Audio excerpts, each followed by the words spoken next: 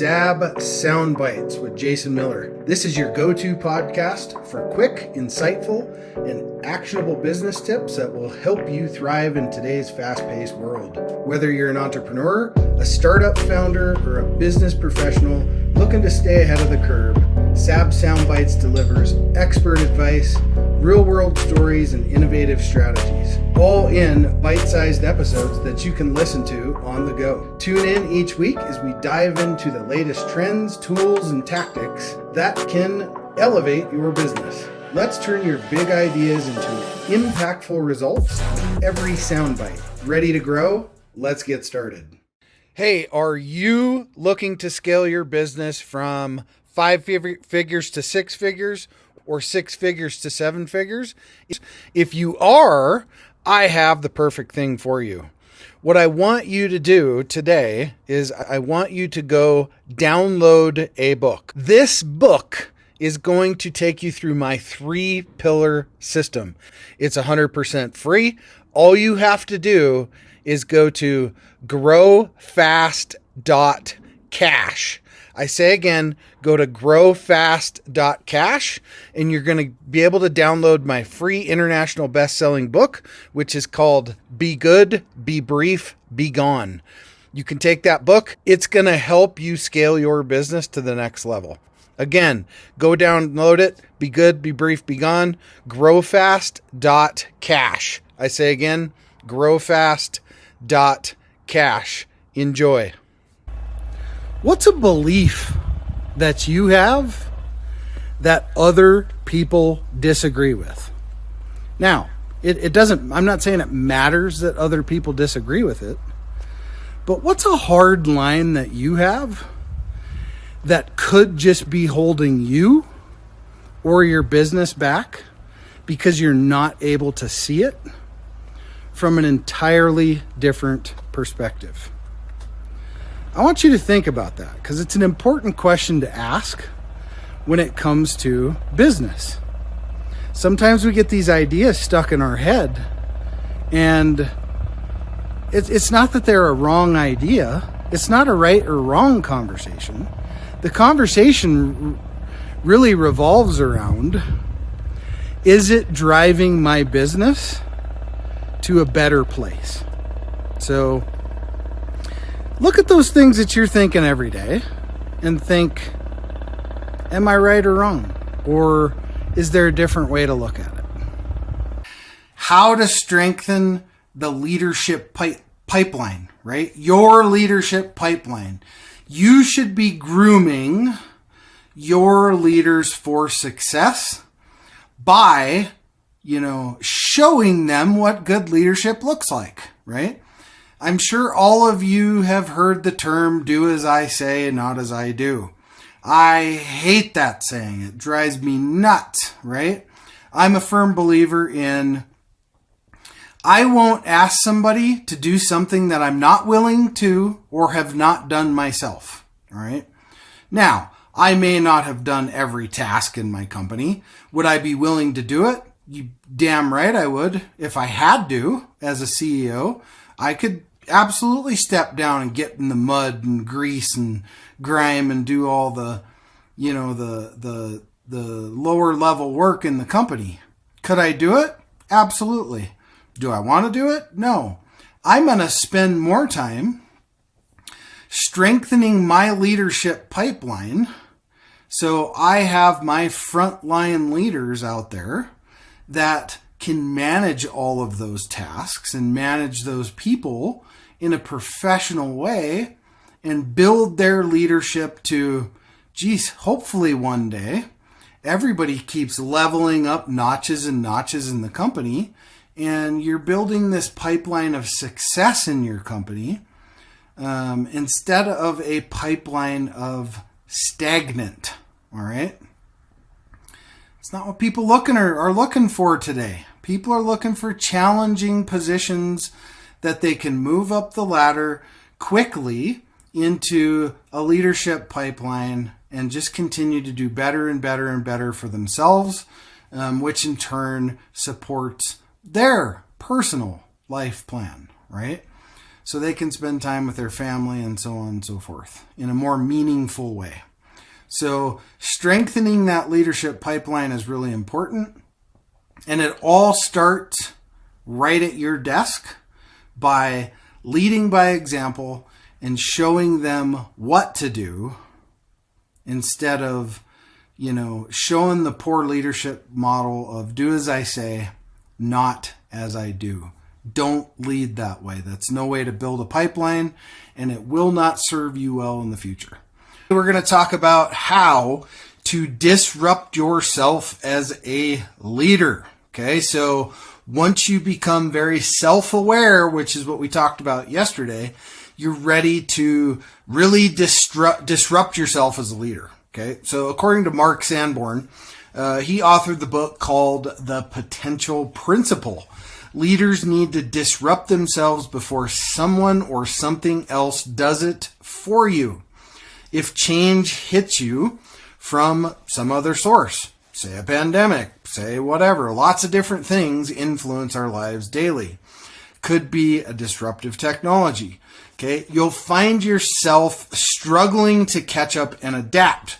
But if you become the one driving innovation, that makes you, as the leader, CEO, whatever title you give yourself, makes you the game changer. Okay, asking yourself these simple questions to build the habit of disrupting yourself, making yourself ready for change, and developing a growth mindset. Let's dive into a few of these. Number one, what habits, practices, and routines in your life need to be shaken up a bit? Number two, are you doing things that used to be successful but no longer work as well? If maybe they don't work at all. Are you spending valuable time on unproductive activities? Okay. How could your time be better invested elsewhere, doing other things? What's the ratio between, I call it daydreaming or day doing? Okay. And then kind of lastly, are you spinning your wheels with unhealthy relationships, doing JV deals that don't matter, having senseless conversations throughout the day that don't move your needle and limit your potential as a leader? You need to be working with people that are influential and people that are not negative in your space as well. So by putting a very conscious effort to disrupt yourself every single day, you'll plant a seed to make change in your life, and you'll be able to really grow and develop your team, and most importantly, help them develop and grow their growth mindset alongside of you. So how can you stop the yo-yo effect in sales, right? And get some predictability in your sales?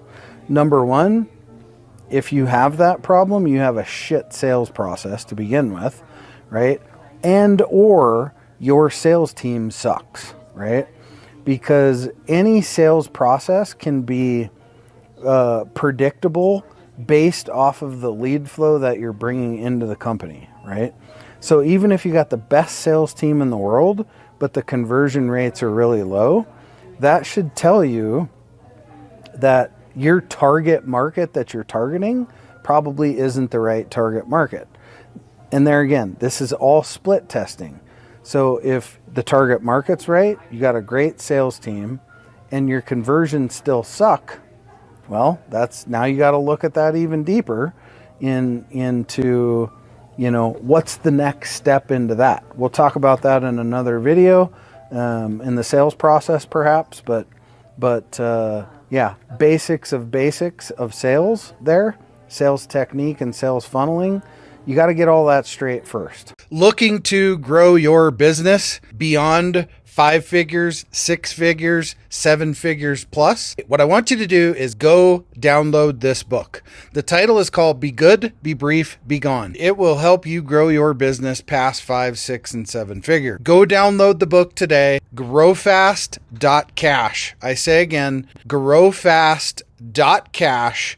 And download the book for absolutely free. We are going to discuss emotional intelligence and why it's important to strengthen your emotional intelligence in your company. So emotional intelligence is the ability to understand and manage your own emotions and recognize the feelings of others as well. It's a big topic in most companies today. With the whole DE&I perspective of things in companies today, it's important that we have these conversations. A leader who has a strong sense of emotional intelligence can foster a healthier and happier workplace, which ultimately can improve employee satisfaction and, most importantly, improve their productivity for your business. Okay. So let's talk about some tips to strengthen your emotional intelligence and that of your staff. Number one, evaluate yourself. Know your motivations and how to identify your emotions and also the emotions of those that work for you. Okay. Number two, regulate yourself. Try to be aware of your reactions to others. Regulating your emotions can help ensure that you react appropriately when you approach an issue. It's really important to leave the drama out of any situation that happens and address it swiftly and be firm, fair, and consistent with how you address the situation and how you regulate yourself during those situations. Okay. Take responsibility. Recognize when you are at fault or the role you may have played in another's failure. Okay. Accepting responsibility can be the first step to resolution. At the end of the day, we own every success and failure in our company. If we didn't train somebody properly, or we didn't have the proper oversight, whatever the case may be, we didn't arm them with the tools to do the tasks appropriately, that falls on us. So ensure you take responsibility for that, assess the situation, why the failure happened, and then determine if it was perhaps even a lack of responsibility on your part as the leader. Okay. Lastly, empathize with your employees. Listening to your employees' problems and feelings can help build trust and give you a better understanding of how your employees, challenges may affect the way they work. Okay.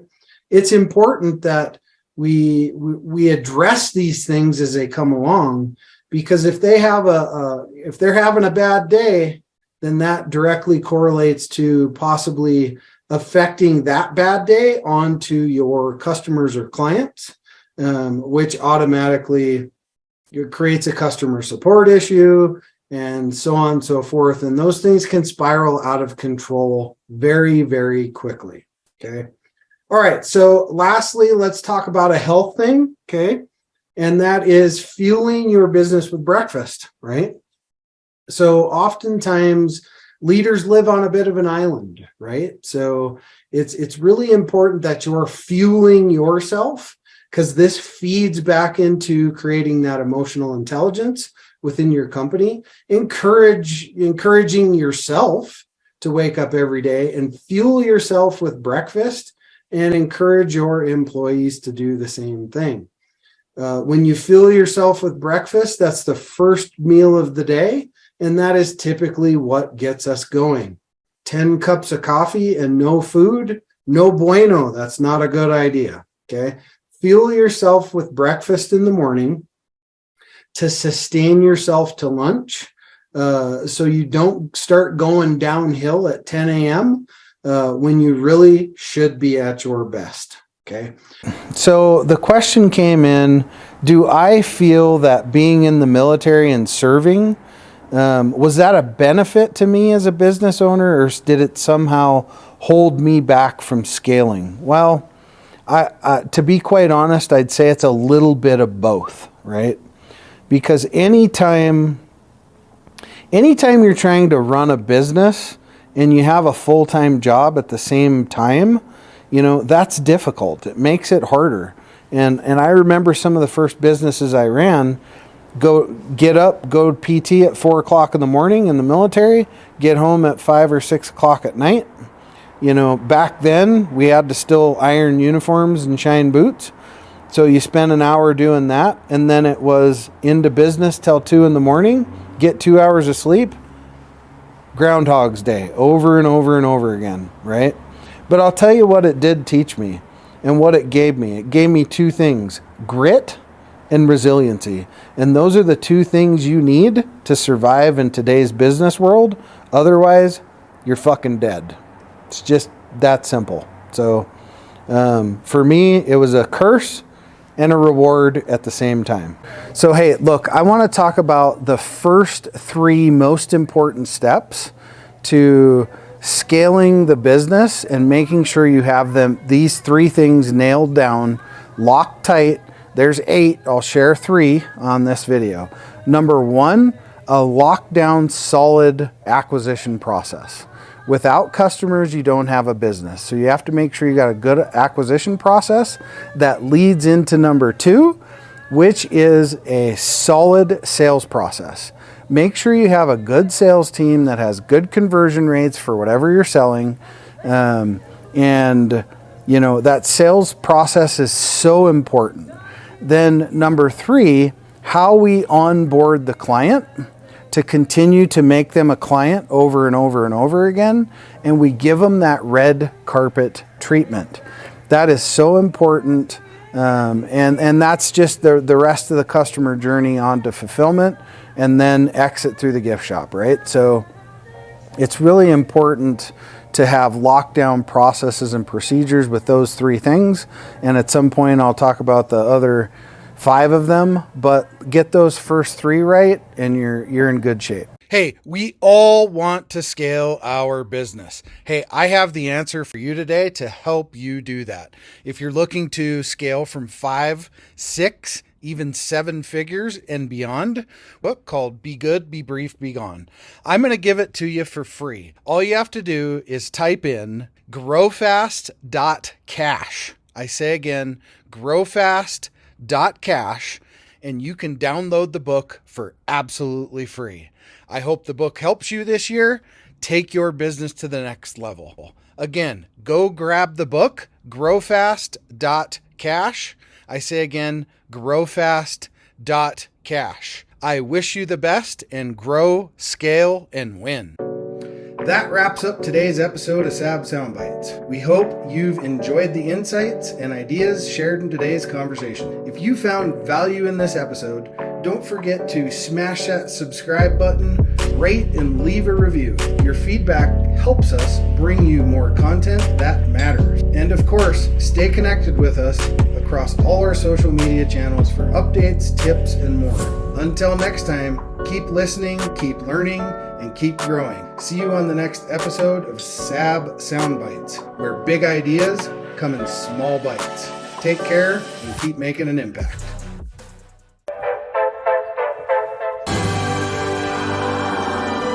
There it is. Magnum. Holy moly. Yeah, baby! That's what I've been waiting for! Dear God.